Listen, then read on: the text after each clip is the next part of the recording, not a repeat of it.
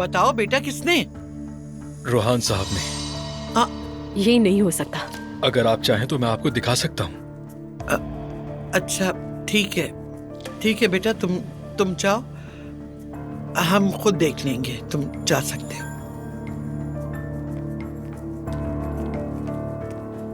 Mom, Rohan ऐसा बिल्कुल नहीं कर सकता, यकीन करें। काफी अरसे से किराया भी नहीं दे पा रहा है। कल रात ज़ैनब नूर की खैरियत मालूम करने गई थी, उससे अपनी माली मुश्किलात बता रहा था वो। समझ नहीं आ रहा यार, क्या कर रहा है ये लड़का आखिर?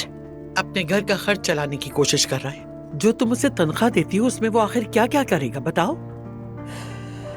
एलिफ, उससे बात करो, ऐसे नहीं चल सकता। यानी ठीक है, हम उससे चाहते हैं, वो मेरे लिए बेटे जैसा है, मगर ये सरासर ज्यादती है। मेरी आमदनी तो सिर्फ घर का किराया और तनख्वाह है और कुछ नहीं। तो मॉम मैं क्या करूं आप बताएं?